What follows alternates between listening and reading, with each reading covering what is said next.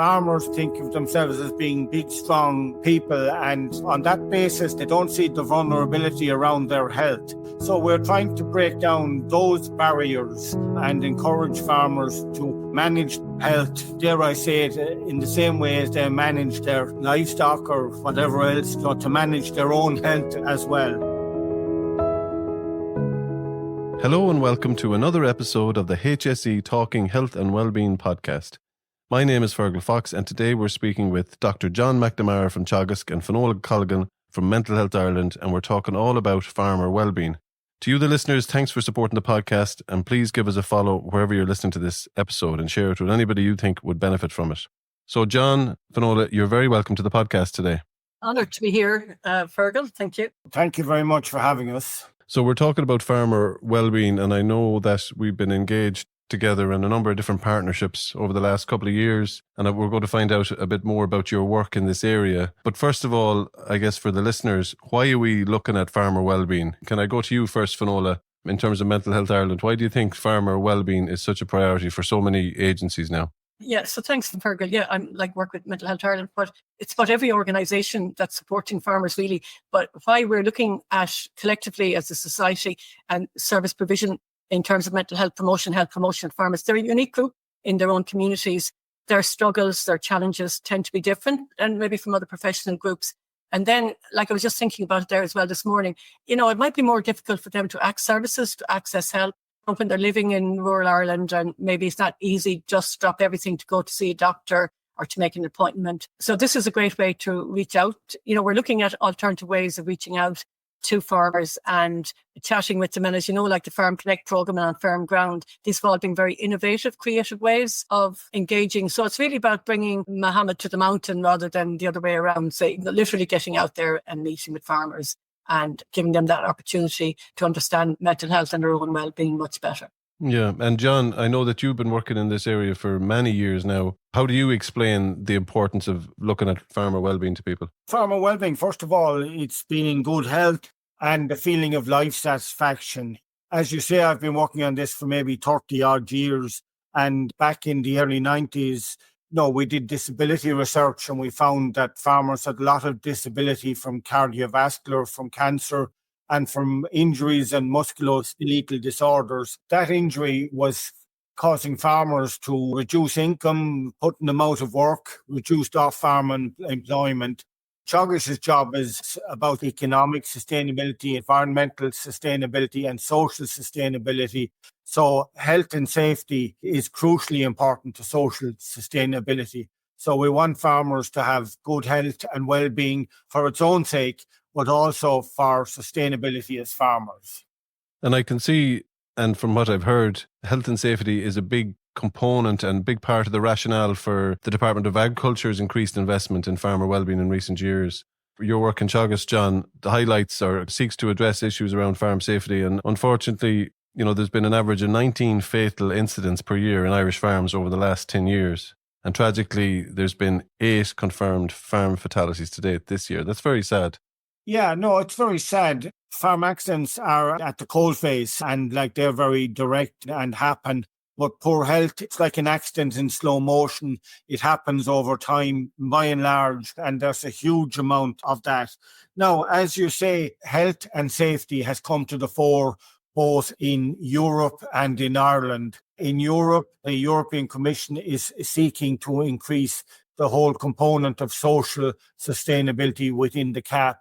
And our own Department of Agriculture, Food and the Marine are increasingly focused on health and safety and well-being. And as you say, they have a number of very positive schemes, on Firm Ground being one, Farm Connect being another.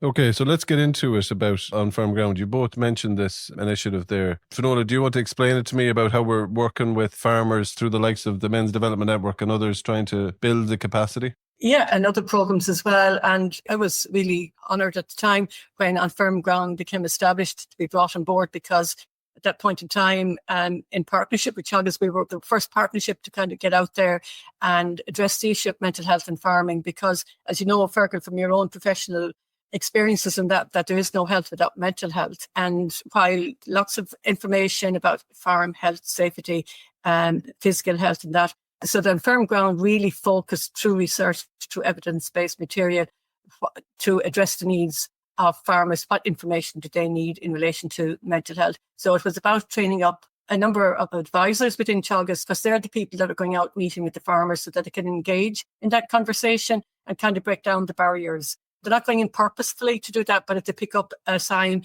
or a farmer might say, I'm not in such great form, or they might say, maybe would you come and have a cup of tea, just to generate a chat. Isn't that it, John? Like to kind of demystify the whole thing. So it's about really bringing that whole message of mental health, no more than what we do ourselves, Fergal. In the HSE, you have a massive wellbeing program. You bring it to your staff. It's really a powerful program. So this is about us collectively bringing that program into the farmyards, into the farming community, both on site and maybe through collective meetings as well. And it's been very successful and it's now in phase 2 as well.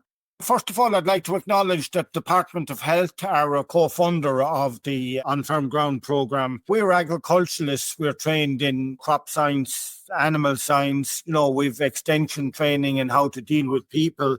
There are health and safety modules, I'm delighted to say, in all the university programmes now.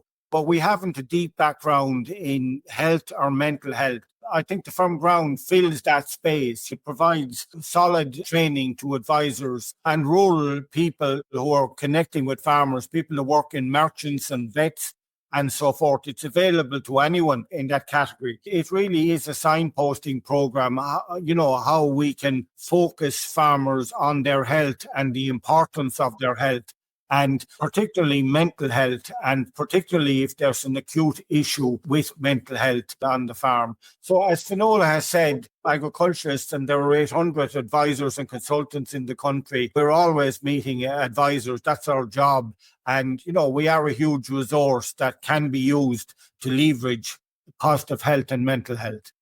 Okay, so the conversations that Finola was talking about, there's training been offered to those working in the agri sector, so that they're able to enable all those health and wellbeing conversations, as you were saying, Finola, to infiltrate the farmyard and to socialise health and wellbeing with farmers. Yeah, and it's, again, to complement what John was saying in relation to, it's not just about Ireland, it's across Europe. And we were fortunate enough in Mental Health Ireland to be a partner in a project called Farm Res. So it was about accessible resources for mental resilience.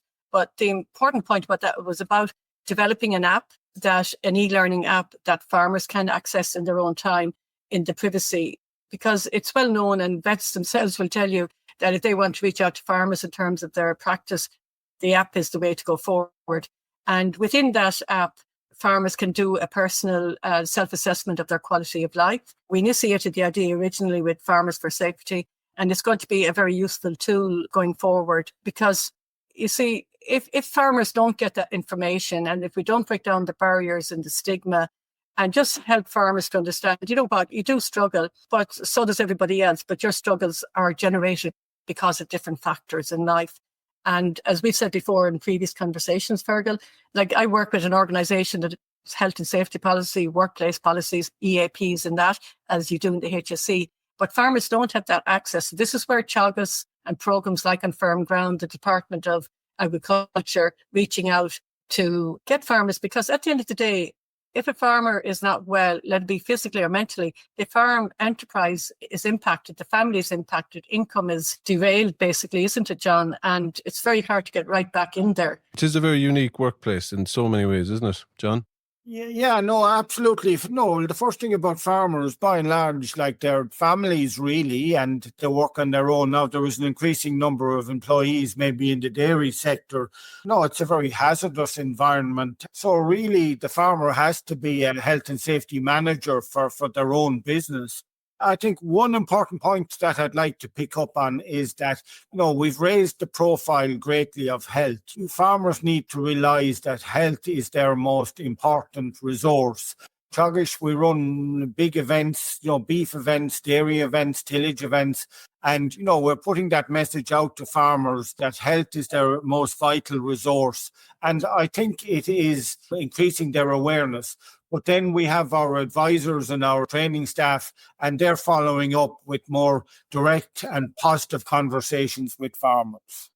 Again, it's all about partnership. So Mental Health Ireland, my colleague Kim, and your colleagues in Suicide Resource Officer, Rosaline and Emer, Mulligan in the Northeast, we've developed what we now call, we have them in the GAA Wellness Information Boards, but we've actually targeted the information on that board to go into marts and to agricultural stores, Teagasc offices.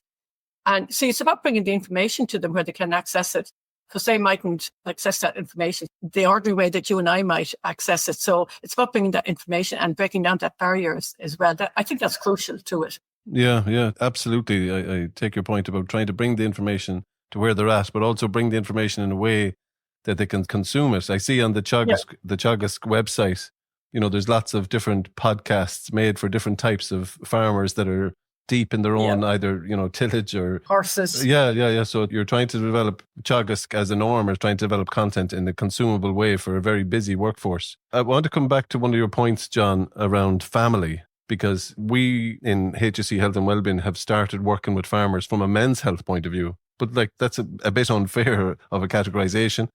There's definitely loads of men working in farming, but everybody working in farming is connected to a family. So there's a family well-being dynamic that's tied into the workplace and tied into the well-being and the health and safety angle. Isn't there? John, you mentioned that. Yeah, no, I did. We focus on farmers in the first instance, and I think that is right. We've got to, I won't say but we've got to encourage farmers to take responsibility for their own health. I think Dr. Noel Richardson, whom we all know, is very strong on that point. But family is an important support source, let's put it like that, around farmers, as are friends of farmers. So they support farmers to adopt health and mental health strategies. One big point that you mentioned there was workload. Farmers are busy. Teagasc, we're agriculturalists. We seek to get farmers to manage their workload and to manage their finances. They're big stressors on farmers that we can reduce.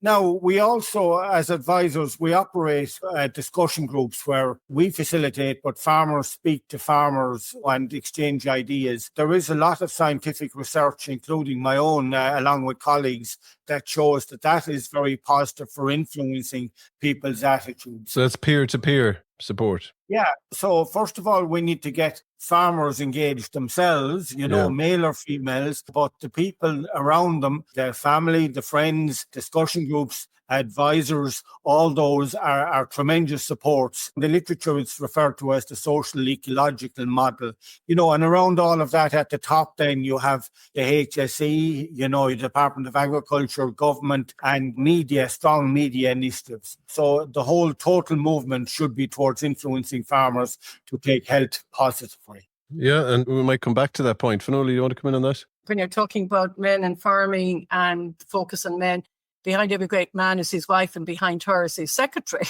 But like in farming, behind every great farmer is his wife. But the point is that there are women in farming now as well. And just in preparation for this, I came across a statistic that in the 10-year period from 2010 to 2020, there was a 1% increase in female farm holders. That was up from 12.4% or 17,345.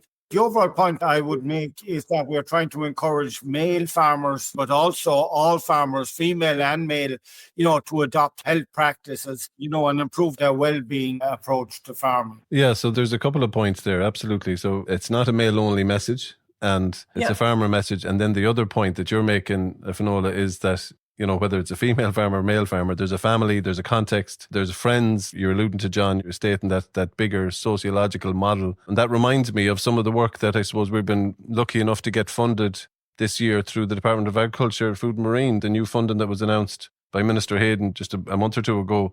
That's also seen an increase. The recent budget has seen 2025, the department is going to have an increased budget around health and safety and wellbeing, the Department of Agriculture I'm referring to. So it is positive that there's more and more kind of mainstream work going on for farmer wellbeing. And also, I suppose, Fergal, as well, that the amount of families that are reared in farming that contribute to society because of all that they've learned from growing up in a farm, how to adapt, how to survive, how to be innovative, and they bring that to their work as well. Again, I was thinking about it, like maybe in the medical profession and various professions, they tend to marry each other.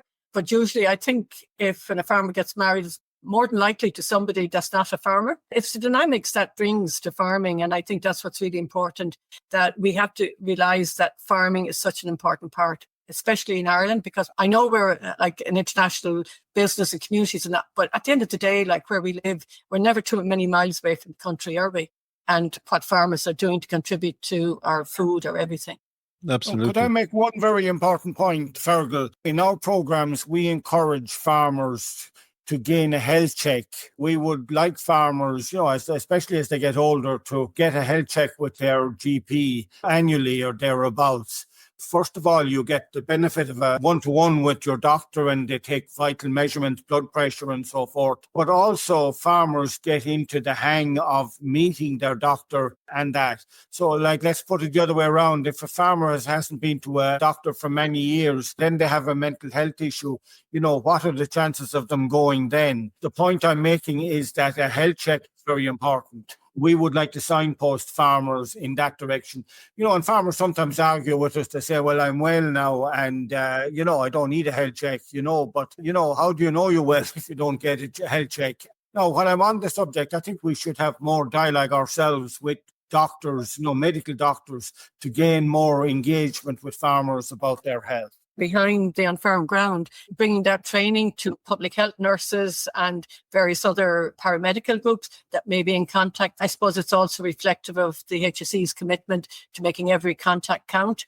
And all of this is happening because of the initiatives and the innovation and thinking, let it be through Teagasc, let it through your own department, Fergal, and that we're ready and open to get out there. And Teagasc and the farm groups are really interested. There's so many. I was taken aback by the myriad of stakeholders that are out there in relation to the farm agribusiness or the agri sector. Yeah. It's a huge business in Ireland, and it's so important to our economy, our culture, as you were saying there, Finola. So having supports, and just as you were saying, John, having that clarity of message that we need to be preventive about this. There's no good being reactive about your health and well-being, that you need to get in early and see it as a normal thing to engage with the health service. That's a very positive message. Yeah, that's a time factor though. And it is. It can be a difficult thing, and I can kind of understand it, like if you're in the middle of doing something, but that's life. And I mean, that's part of the family farm, and that's part of the survival, I think, isn't it? It is. Rarely can be. Could I just mention that, Teagasc, I'm delighted to say we've done a good lot of research, over quite a number of years now. And maybe the point that comes out a lot recently is that farmers, particularly men, think of themselves as being big, strong people. And on that basis, they don't see the vulnerability around their health.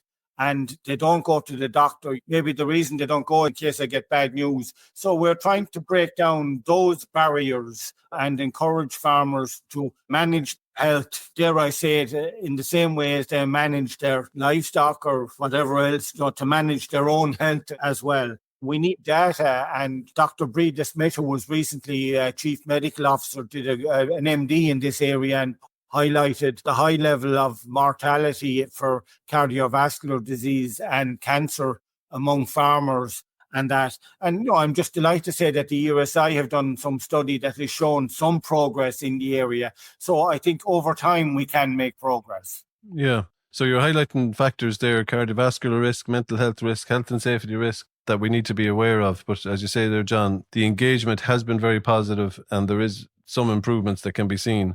Can we go back to some of the initiatives that you are actually rolling out and supporting? You mentioned the Farm Connect program, Finola. Would you like to tell us a bit more about that? Yeah, that was a special research pilot-based project, evidence-based. It was co-produced, co-facilitated, and it was piloted in Roscommon, which was a great place to pilot it because Roscommon is a very rural community. Now, there was challenges in it to encourage farmers to come out and take part, but with incentives, with encouragement, and with Seamus really worked hard as a Teagasc advisor getting the families out. But they looked at just not mental health, they looked at physical health. They looked right over the whole, I suppose what you might call the total health plan. And then the other location for it was in Waterford. And again, you were kind of based on a rural urban area. Like undoubtedly at the beginning, it was difficult to get people out. But then as the message grew, there was no stopping the guys from turning up. And then they were quite sad because all these programs have a beginning and an end, and they'd gotten used to the idea of meeting. So Farm Connect was literally, because that's such an important word, connecting. isn't it? And linking in. It reminds me of what John was talking about as the core of what Teagasc do through the discussion groups, is providing that peer support around a myriad of issues. And if you hear across a group about another man's struggle or another man's advice from his experience, like, you're literally getting it from the horse's mouth, as it were. So it's really powerful. Can I just comment on Farm Connect? Currently, Men's Development Network are remodeling Farm Connect into smaller modules that can be introduced in a short, concise way at discussion groups. And we're going to pilot that. That's with a view to getting the larger Farm Connect modules in place, and the Farm Connect modules, there's 8 or 10 of them there. And, they relate to dealing with stress, your well-being, sleep, thinking about your health. It's a great program, but it's undergoing further development. You're right to acknowledge the Men's Development Network. They've provided a lot of leadership, both in the program development on that program, the rollout and the development of On Firm Ground, but even bringing the partners together during COVID. I know, Finola, you were on a couple of calls. John, you were on a couple of Zoom calls with us as they were trying to bring so many of the allies together to say, how can we consolidate our thinking and our hopes around this? Maybe can I mention one study that we've done now, and it's everything we've done, I'm pleased to say, is published, but we did a study on what farmer nutrition, right? Yeah. And we did it on the back of Dr. Breda Smith's MD, where she found that farmers were getting high cardiovascular. And basically we found that nutrition, in the follow-up studies, that nutrition and weight of farmers was a big issue, along with exercise. Funnily enough, farmers get lots of steps, maybe 14,000 steps a day, but they don't get the aerobic exercise. Trish Lockman, she's now in HSE, but she was in University of Galway, did an excellent master's in that area. We're pushing lifestyle issues and that. And it all also connects into mental health. Good diet is helpful for mental health. Exercise is good for mental health as well. Kind of complementary to that is the 5 ways to wellbeing, which is an evidence-based strategy or practical ways for connecting with yourself, how you're feeling, how you're coping, connecting with others. Connect, be active. Like as John says, and I've seen it at home, they could walk 26 kilometres, but it doesn't feel the same. It's not like running a mini marathon or a marathon. And they don't get the same benefit from it. So it's finding activity at your own level. So connect, be active, take notice, maybe just take notice of how you're feeling. But I don't know, the farmers stop enough to look around. I know it might sound a bit lighthearted, but, just to stop and look at the nature in their own fields, in their own driveways, in their own rural just for even 10, 20 seconds. And of course, the seasons does impact majorly on farming. So connect, be active, take notice, keep learning. Podcasts like this is very informative. Programs like Farm Connect, the Farm Res Project, quality of life, all of that's so important. And the last one in that is the give. And usually with the give, they're saying like, give to others. Farmers give a lot to the community. They give a lot of their strengths, a lot of their achievements, a lot of their farming, everything. But it's very important for a farm family to give to themselves their own self-care. And I think that's the bottom line, isn't it, John, of all the wellbeing programs? It's about giving yourself quality time to be that good person. What Finola has outlined there, the 5 steps, we produced a leaflet, Sowing the Seeds of Support, Positive Mental Health Guidance for the Farming Community. It's on our web, it's in our office. Mental Health Ireland have it as well on their line. So it kind of covers the whole gambit of farming. But there's a couple of issues like mental health, and health doesn't sit on its own. It relates to what farmers do in farming.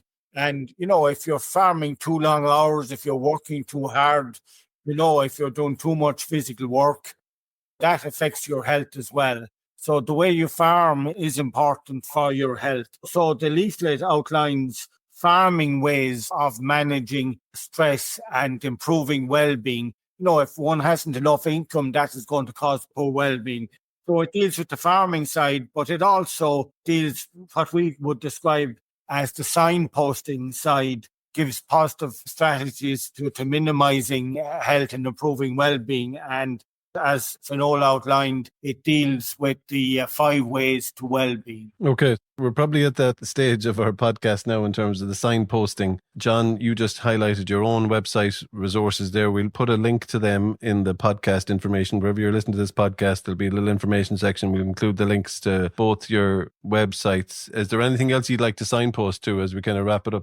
the Farm Res, but also when we have that wellness information board that we're calling it for Farmer Wellbeing, that link to the information that board is going to be and bring people into the Teagasc, because that's where farmers go. That's where farmers get their information. And so the aim of that board is to bring it to marts, bring it to agricultural places, just put that information so that people can see it in a visible way. Yeah. And it's been co-produced as well, Fergal. We've lots of publications on our web. We've another excellent one, Coping with the Pressures of Farming, which was done in association with Mental Health Ireland, and we Fit for Farming, which was done with the National Men's Health Centre in SETU, Carlow.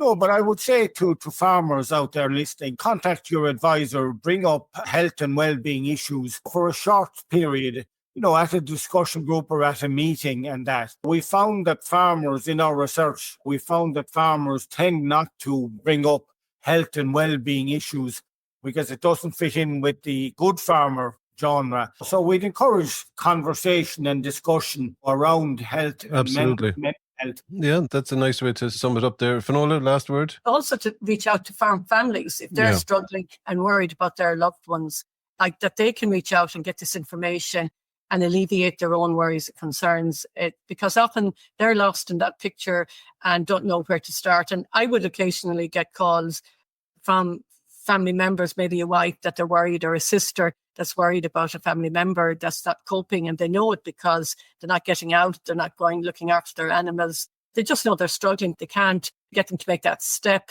to go to see the doctor. It's all of what we've talked about, but it's about supporting. A quotation I came across there some time ago, and I think it might sum up in some ways about how farmers struggle and farm families, but it's also about the positivity as well, that the nature of rain is the same, but it makes thorns grow in marshes and flowers in the garden. It's how do we view it?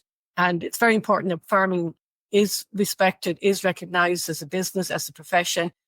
Smart people running farms, and that we give them that credit. It's just not about milking cows, or it's just not about lambing or any of that. It's so much more, isn't it, John? Yeah, I'd just like to maybe finish by saying that farming is a great career. No, you have to be a good self-manager. That's the crucial thing. The idea that all farmers are under stress isn't correct. Our research would show that about 12% of farmers maximum are under stress on an ongoing basis.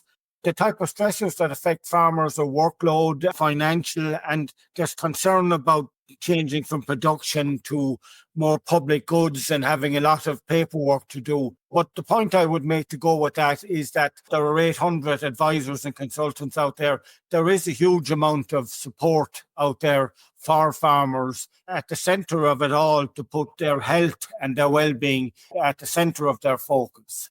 Okay. I want to wrap up by thanking both Dr. John McNamara and Finola Colgan today for your inputs. I really appreciate them. And I'd like to acknowledge both the Department of Health and the Department of Agriculture, Food and Marine for supporting the ongoing work that we're referencing and talking about. And I'm delighted to say that we have an action in our new Healthy Ireland Men Action Plan, the HSE plan, that's working to develop an action around farmer wellbeing to create sustainability around some of these actions and create scale around the work that we're doing in partnership. So that's a very positive thing over the coming years. Yeah, and I might add to that, Fergal, if it's okay, to thank you, because you've been an advocate for this, and you've recognised that men's health goes beyond just men in working places, working environments, but also in the farm. And I know John and myself, we go back a long way addressing this topic before it was even popular. But I know you've made such a difference, Fergal, to this, and I think it's a nice opportunity to acknowledge that for you as well. Thanks a million, Finola. And I'd like to thank you both again, and I'd like to thank all the listeners for tuning in to another episode of the HSE Talking Health and Wellbeing podcast.